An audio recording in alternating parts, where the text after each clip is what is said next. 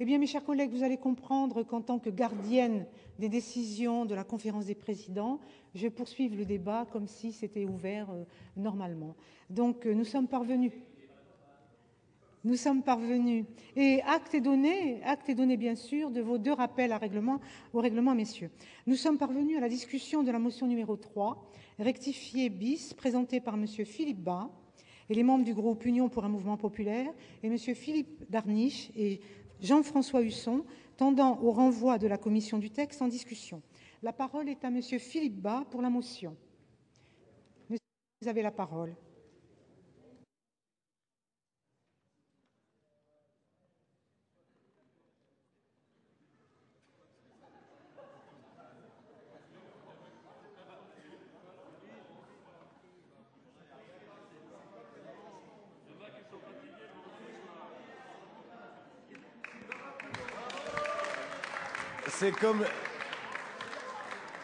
C'est comme les remplacements au foot quand on gagne.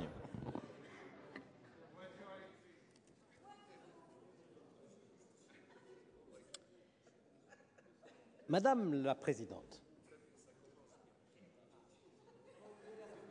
Madame la Ministre, Monsieur le Président de la Commission, Madame et Monsieur les rapporteurs, mes chers collègues, en adoptant cette motion, le Sénat adresserait au Président de la République un message fort. Dans le climat de tension que nous connaissons, alors que les Français s'inquiètent pour la croissance, pour l'emploi et pour les valeurs de notre démocratie, le moment est venu de rassembler et non de diviser, d'unir et non de cliver, d'écouter, de dialoguer et de rechercher, Madame la Ministre, des solutions équitables, des solutions justes, apportant des réponses aux uns et aux autres sans heurter les convictions profondes de millions de Français. La question posée à travers cette réforme n'est pas celle de l'homosexualité et de sa reconnaissance par la société. C'est celle des fondements d'une nouvelle forme de parenté qui serait exercée conjointement par 2 personnes de même sexe. Ce n'est pas non plus, contrairement à ce que nous avons souvent entendu depuis l'ouverture de ce débat, la question de l'égalité qui est posée. Si nous voulons préserver la valeur et la force de ce grand principe républicain, il ne faut pas le dénaturer. Le principe de l'égalité est pleinement respecté quand les personnes qui se trouvent dans des situations différentes se voient appliquer des règles différentes. C'est cela, Madame la Ministre,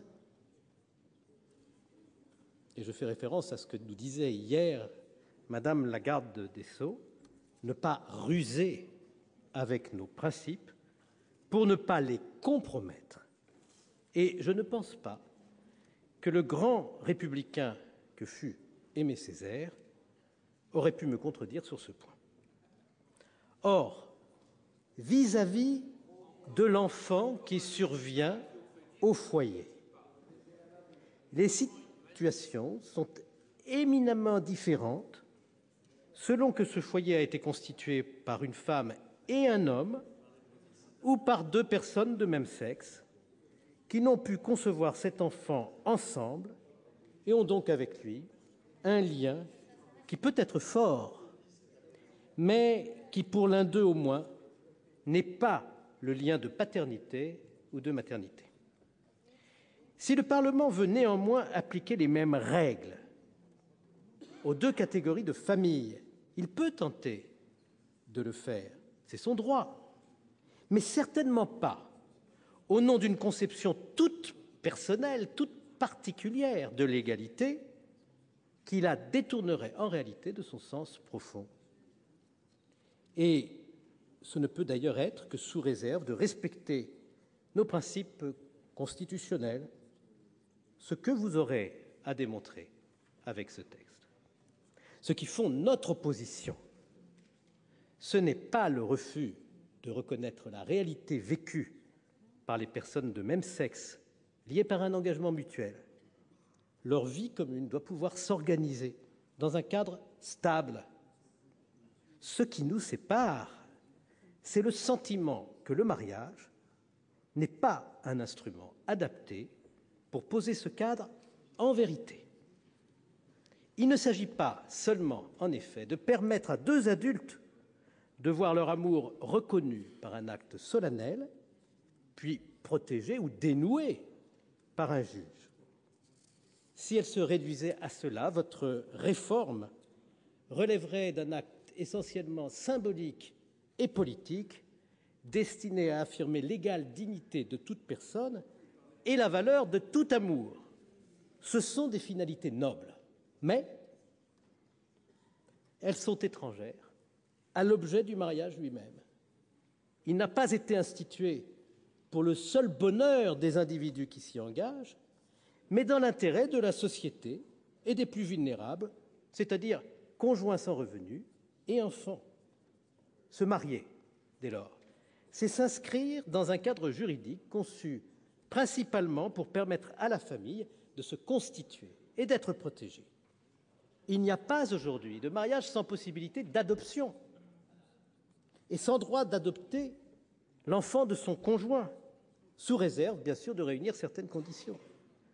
À travers l'adoption, la coparenté, j'utilise cette expression approximative faute de mieux, serait donc rendue possible du seul fait que le mariage de personnes de même sexe serait autorisé.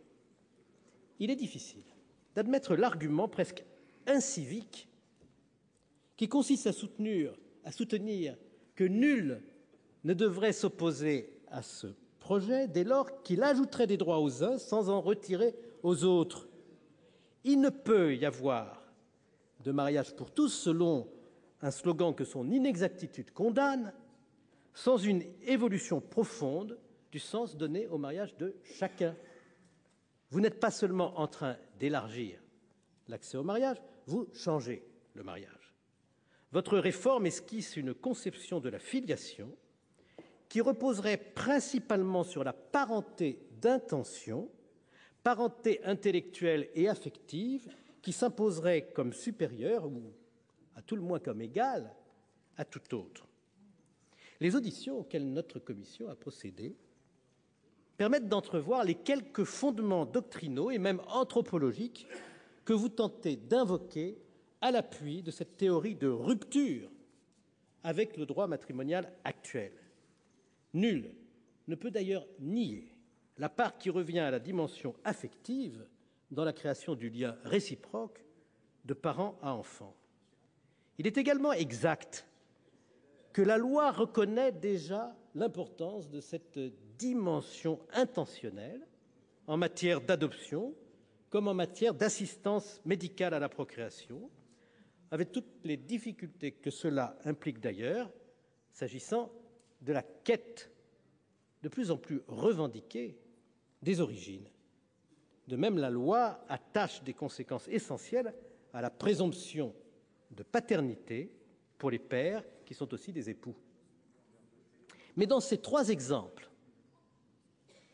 adoption, assistance médicale à la procréation, présomption de paternité, le législateur respectueux de l'anthropologie a toujours recherché l'analogie la plus grande avec l'expérience multiséculaire que nous avons de la famille, dans laquelle les dimensions génétiques et affectives se fortifient mutuellement. Par ailleurs, on oublie de rappeler que la présomption de paternité n'est pas irréfragable. On oublie aussi que les actions en recherche de paternité par test génétique sont couramment pratiquées. On oublie encore que la preuve génétique l'emporte toujours dans les conflits de filiation. C'est dire tout le poids que conserve le paramètre biologique, le paramètre génétique dans l'établissement de la filiation, même là où ce paramètre ne semblait pas devoir jouer le rôle principal. En séparant le critère génétique du critère affectif dans la construction de la parenté légale, au-delà de ce que permet déjà notre droit, et en négligeant la dimension fondatrice de l'altérité sexuelle, vous voulez créer un moule juridique commun à toutes les familles. Mais vous le faites au prix d'une déconstruction de ce qui faisait jusqu'alors le réalisme de notre droit matrimonial, auquel vous préférez l'intention d'être parent. C'est un peu comme si vous vouliez ériger en norme commune un modèle familial expérimental, entravé par les restrictions qu'impose la nature. Votre approche est exagérément volontariste. Elle se révélera bien souvent fausse et dangereuse. Que dira la mère biologique le jour où, après séparation, un juge confiera l'enfant à sa compagne? Votre proposition dispense de penser comme spécifique cette forme pourtant spécifique de lien qui attache l'enfant à la compagne ou au compagnon du parent de même sexe. Vous le postulez, ce lien, non pas comme différent des parentés traditionnelles, mais au contraire comme fondamentalement analogue, au point de vouloir lui appliquer le même régime. Cela ne nous paraît pas rendre compte de la réalité de ce que l'on a pris l'habitude d'appeler l'homoparentalité, sans doute précisément pour affirmer et même revendiquer une différence par rapport à la parenté. On ne cesse de nous dire, à juste titre, qu'il n'y a plus désormais une famille, mais des familles, toutes respectables dans leurs différences, mais toutes différentes. Pourquoi faudrait-il les englober dans un régime unique qui n'a pas été prévu pour les unes et jeterait un trouble profond parmi les autres? Il serait erroné d'affirmer qu'un enfant élevé par deux femmes ou par deux hommes est forcément pénalisé dans son éducation et la formation de sa personnalité par rapport à d'autres enfants.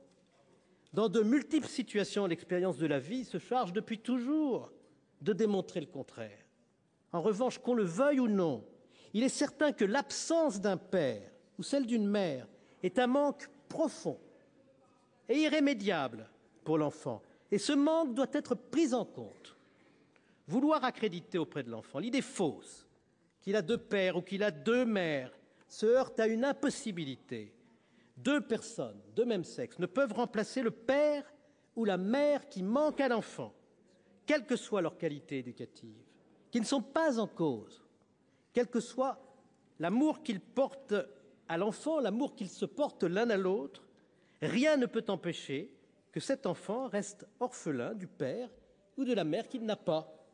Il est donc périlleux de proclamer une équivalence entre parenté et homoparentalité, comme si avoir deux parents femmes ou deux parents hommes, c'était la même chose qu'avoir un père et une mère. Il y a dans votre projet un parti pris de négation de l'altérité sexuelle, pourtant fondatrice de toute vie et de toute organisation sociale. Ce parti pris ne correspond à aucune forme d'organisation familiale connue dans toute l'histoire de l'humanité. Comme le constatait sobrement Claude Lévi-Strauss, je le cite, « Il existe une infinie variété des formes de la parenté et de la répartition des rôles sexuels, mais ce qui n'existe jamais, c'est l'indifférenciation des sexes. » Monsieur le Président de notre commission, les anthropologues ne sont pas prescripteurs de droit, mais ils analysent en profondeur les réalités humaines. Nous devons en tenir compte. La construction sur laquelle repose votre projet ne comporte qu'un seul inconvénient, celui d'être fausse. Comme il n'est pas vrai que les deux membres d'un couple homosexuel puissent être parents de l'enfant autant l'un que l'autre, ni que l'enfant puisse être issu du couple comme il l'est de son père et de sa mère, il vaudrait mieux que la loi n'affirme pas le contraire en imposant un modèle d'équivalence entre parents de même sexe et parents de sexe opposé. Ce modèle s'appliquerait à une réalité que les intéressés eux-mêmes, et nous les écoutons comme vous, décrivent comme différente. En général, les couples de même sexe disent assez qu'ils sont conscients de cette exigence et qu'ils n'essaient jamais de faire croire à l'enfant ce qui n'est pas vrai. Respectueuse de l'enfant, cette pratique de vérité est juste. Comment la loi pourrait-elle, au contraire, mentir à l'enfant en lui imposant comme vérité légale une conception de la coparenté qui ne correspondrait ni à la réalité anthropologique, ni à son vécu familial? La spécificité de la famille constituée par deux adultes de même sexe doit être affirmée sur des fondements exacts. Ce ne serait pas lui rendre service que de la construire juridiquement par une assimilation abusive à d'autres situations. On créerait alors un fossé entre la réalité et le droit. En dehors de l'adoption conjointe d'orphelins, des enfants naissent déjà à nos frontières de la volonté commune de Français de même sexe, par recours à l'assistance médicale à la procréation ou à des mères porteuses. Vous avez eu la sagesse de refuser de transposer les règles de la présomption de paternité pour établir une filiation de ces enfants à l'égard du conjoint de même sexe que leur mère ou que leur père. Le mariage ne produira donc pas ces effets juridiques de droit commun. Ni l'épouse de la mère, ni l'époux du père, il y a des choses que vous ne voulez décidément pas entendre, n'auront du seul fait du mariage la qualité de parents de l'enfant. Ils devront obtenir un jugement d'adoption. L'ouverture par votre réforme du droit d'adopter l'enfant de son conjoint de même sexe constituera cependant une incitation supplémentaire à faire naître des enfants sans père, par assistance médicale à la procréation, dans des pays voisins du nôtre. Nous refusons que cette pratique illégale en France soit couverte d'un manteau de légitimité par votre réforme. Accommodée à votre façon, l'égalité prend une curieuse physionomie. Il y aura désormais au moins 3 catégories de mariages vis-à-vis des enfants survenus au foyer. Celui où le mari devient père par la mise en jeu de la présomption de paternité. Celui où la compagne de la mère devient parent par un jugement d'adoption. Monsieur Bas, vous devez conclure. Étant par l'exemple le fruit d'une assistance médicale à la procréation à l'étranger. Et enfin, celui où le compagnon du père se voit refuser toute parenté, car l'enfant qu'ils ont voulu ensemble ne pouvait être le fruit que d'une gestation pour autrui. Mon cher collègue, vous devez conclure. Par la France. Mon cher Et collègue. voilà, Madame la Présidente, je m'achemine tout doucement, comme vous m'y avez invité, vers la conclusion de ce bref propos. Il y a déjà un dépassement. Mais j'aurais encore beaucoup à dire sur ce sujet. Je n'en doute pas. Pour vous démontrer à quel point il est nécessaire que vous adoptiez tous ensemble cette motion, qui est une motion de sagesse et une motion d'apaisement, destinée à nous permettre tous d'approfondir notre réflexion, car celle-ci a été partielle et incomplète. Merci, chers collègues. Merci, chers collègues. La parole est à Jean de Cessart, contre la motion.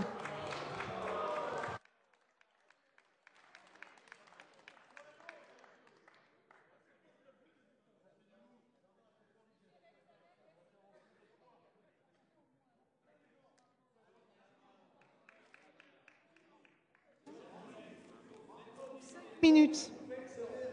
Jean, pour 5 minutes. Pour 15 minutes.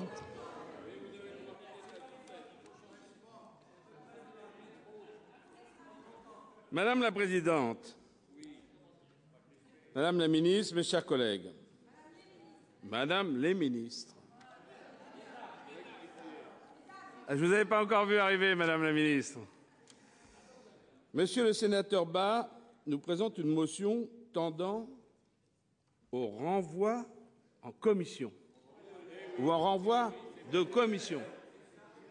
Sincèrement, je me demande combien d'heures de débat à l'Assemblée nationale, dans les commissions parlementaires, dans les médias, combien d'auditions et de rapports faudra-t-il à la droite pour qu'elle se fasse enfin une opinion sur le mariage pour tous? Que tous ne soient pas d'accord, c'est compréhensible. Il faut respecter la diversité des idées.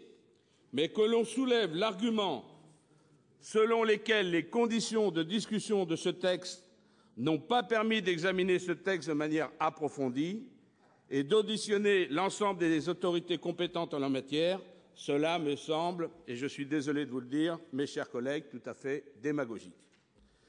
Pour ceux qui ont la mémoire courte, je rappelle que la commission des lois, dont je salue le travail du président, a effectué de nombreuses auditions, plus de 40, je crois. Les sénatrices et les sénateurs, dont ma collègue Esther Benbassa, très investie sur ce texte, ont consulté en commission des experts de l'adoption, des psychanalystes, des ministres, des associations, des juristes, mais aussi des élus locaux, des représentants des différents cultes, des philosophes, des professeurs d'université, des pédopsychiatres, et j'en passe. Que faut-il de plus? Je crois que votre motion est avant tout un artifice, une procédure de mauvaise foi. Excusez le jeu de mots. Et ce n'est pas un jeu de mots. Ce n'est pas un jeu de mots. Dont l'objectif est de retarder nos travaux. Et je vous le dis, mes chers collègues, en vain, en vain. Certaines semblent découvrir avec effarement. Vous retardez, mon cher collègue. Certains semblent découvrir avec effarement que la famille, c'est en fait une institution multiple et changeante. Nous ne sommes plus à l'époque où l'homme était le chef de famille tout-puissant, ayant tout pouvoir sur sa femme au foyer et ses enfants. Non, la famille dite nucléaire n'est pas l'unique modèle du bonheur. Et vous le savez, pour les écologistes, le nucléaire n'est pas un dogme. Au-delà de la boutade, rappelons qu'il existe des familles élargies, reconstituées, recomposées, monoparentales, des familles sans enfants et même des familles homoparentales. C'est une réalité de plus en plus répandue, car nous sommes une société ouverte où les hommes et les femmes sont libres et autonomes. Il existe toute une biodiversité des couples, mixité des religions, des ethnies, des nationalités et des sexes. C'est cela qui fait aujourd'hui la richesse de notre civilisation. Certains voudraient aussi faire l'amalgame entre le mariage civil et le mariage religieux. Moi qui suis très attaché aux valeurs républicaines, je ne comprends pas que l'on puisse ainsi confondre ces institutions. Comme l'a très bien rappelé Madame la ministre, nous parlons ici du mariage civil créé en 1791, sur lequel le législateur est entièrement légitime pour se prononcer. Des arguments contradictoires, j'en entends, nous en entendons beaucoup, mais quelques-uns sont particulièrement cocasses. Exemple, on nous dit, en tant qu'écologiste, vous devriez être contre le mariage pour tous, parce que deux personnes du même sexe, ce n'est pas naturel.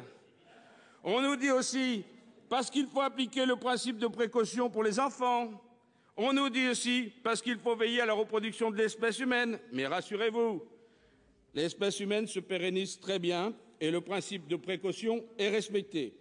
Il y a déjà au moins 7 pays qui ont légalisé le mariage homosexuel, à savoir les Pays-Bas en 2001, la Belgique en 2003, l'Espagne et le Québec en 2005, la Suède en 2009, le Portugal en 2010 et le Danemark en 2012, dont 6 qui autorisent l'adoption. Cela se passe très bien. Personne n'est revenu sur ces avancées. Enfin, l'amour homosexuel est un sentiment qui s'exprime naturellement, tout comme pour les hétérosexuels, et cela doit être respecté. Je peux vous l'affirmer, les écologistes sont très attachés au mariage pour tous. Nous le revendiquons depuis longtemps au nom de nos valeurs progressistes et respectueuses des droits de chacune et chacun. Et si je peux me permettre une petite incidence personnelle, dans les années 70, mais oui, j'étais un grand défenseur des droits des homosexuels, de la liberté de vivre une autre sexualité. Et je vous rappelle, mes chers collègues, ce n'est que le 27 juillet 82 qu'il y a un décret qui déclare que l'homosexualité n'est plus considérée comme un délit. Voilà, c'est une loi et le décret était le 27 juillet 1982. Ce qui veut dire que c'est un combat d'à peine 30 ans. Et aujourd'hui, personne ne voudrait revenir sur cette disposition, même si le combat reste à mener dans d'autres pays. Bien, eh bien, je pourrais faire aussi une longue liste des arguments contradictoires, de mauvaise foi, mais je ne voudrais pas retarder nos débats, mon cher collègue. Donc oui, il est temps de se décider. Le débat doit avoir lieu avec l'examen des articles de ce projet de loi audacieux et d'actualité présenté par Mme Taubira, que je félicite pour sa détermination, son sérieux et son talent. Je ne rentrerai pas davantage dans ce jeu de rôle qui consiste à prolonger le débat de façon stérile. Ce texte représente une grande avancée pour l'égalité des droits et je suis fier que le gouvernement le porte devant la Chambre haute. Je vous invite donc, mes chers collègues, à voter contre cette motion, tout comme mon groupe. Je vous remercie. Merci, chers collègues. Je vais demander l'avis. Madame Troendlé, vous souhaitez vous exprimer? Oui. Je vais demander l'avis de la Commission sur cette motion de renvoi en commission. Bien entendu, mes chers collègues, mesdames les ministres, madame la présidente, la Commission ne vous invite pas à voter cette motion.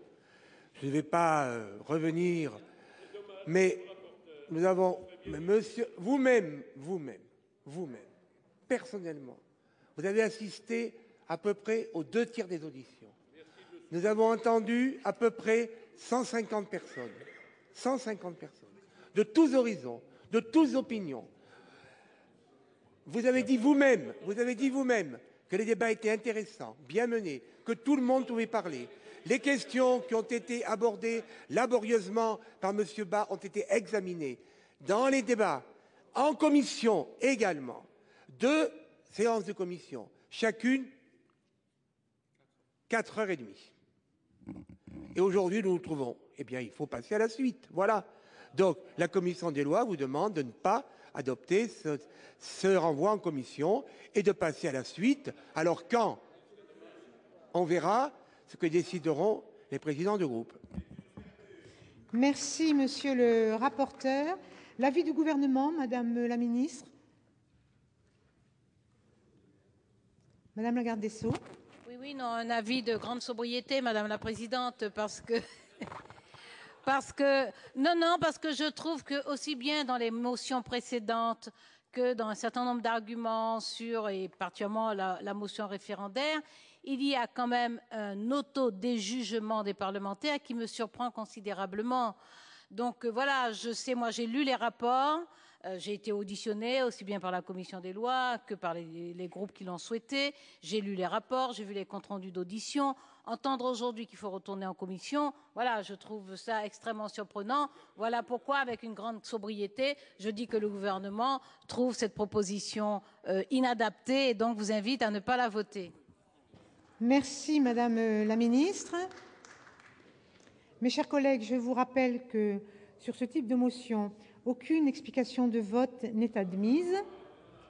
C'est peut-être dommage. Madame Troendlé, vous avez demandé la parole? Non, ce n'est pas pour une explication de vote. Absolument pas. Merci, Madame la Présidente. Madame la Présidente, mes chers collègues, conformément à l'article 51 de notre règlement, les sénateurs signataires de ce document ci-joint demandent la vérification du quorum.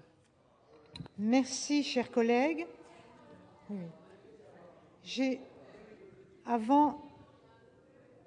Mes chers collègues, mesdames les ministres, J'ai été saisie de 2 demandes de scrutin public par les groupes PS et UMP. Donc, nous procéderons au vote après le passage du quorum. Donc, je suis donc saisie d'une demande écrite, effectivement, de vérification du quorum présentée par Madame Trondley du groupe UMP. En application de l'alinéa 2 bis de l'article 51 du règlement du Sénat, la constatation du nombre des présents est effectuée sur la demande écrite de 30 sénateurs dont la présence doit être constatée par appel nominal. Avant de procéder à cet appel, je vous donne la parole, Monsieur Rebsamen. Oui, Madame la Présidente, bien sûr, la vérification du quorum est de droit, mais je conteste la condition dans laquelle ça a été fait. Vous aviez annoncé qu'il n'y avait pas d'explication de vote, et donc nous étions en ouverture de procédure de vote. Donc autant je suis tout à fait, bien sûr, je ne peux pas faire autrement, et on en est tous d'accord sur la vérification du quorum, mais je propose que nous votions et qu'ensuite il y ait la vérification du quorum pour la suite. Voilà. Monsieur Rebsamen, la procédure est entièrement respectée. Nous devons voter après. Voilà, donc il va être procédé à l'appel nominal. Je vais demander aux huissiers de bien vouloir effectuer cet appel. Je vous en prie.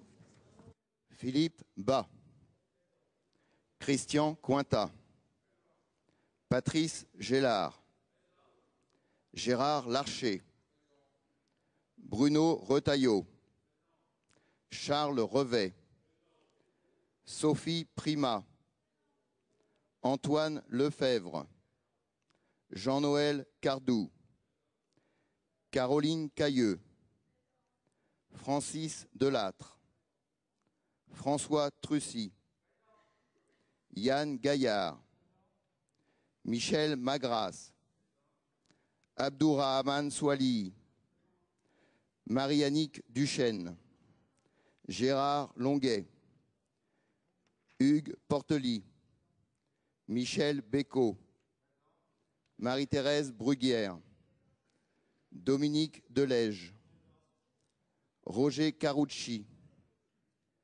Catherine Troenlé, Christian Cambon, Philippe Dominati, Albéry de Montgolfier, Jean-Claude Lenoir, Martial Pierre Cléache, Jean-Pierre Cantegris, Isabelle Debré.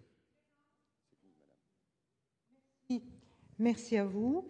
La vérification du quorum relève normalement de la compétence du Bureau, mais l'instruction générale du Bureau telle qu'elle a été modifiée par le Bureau le 7 octobre 2009 me donne la possibilité de procéder moi-même à cette vérification, pour autant que je sois assistée de 2 secrétaires du Sénat. Donc je demande au secrétaire de bien vouloir m'assister. Donc j'appelle Madame Odette Herviot et Monsieur De Cessard. Est-ce qu'il y a un secrétaire de la majorité? Oui, peut-être. Un secrétaire de la majorité.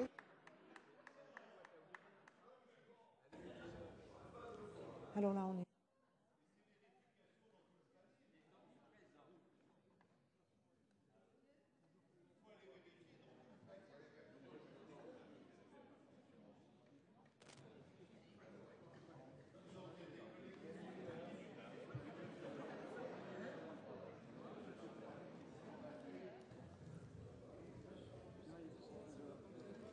Bien.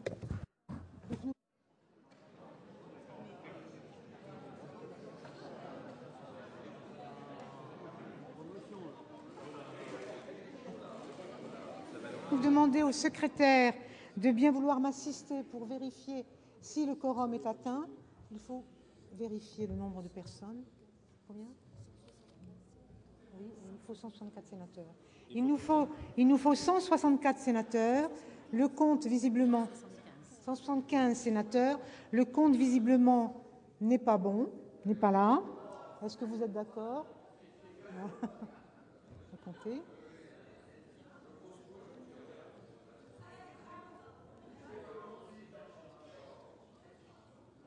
Non, c'est bon, il n'y a pas... Voilà.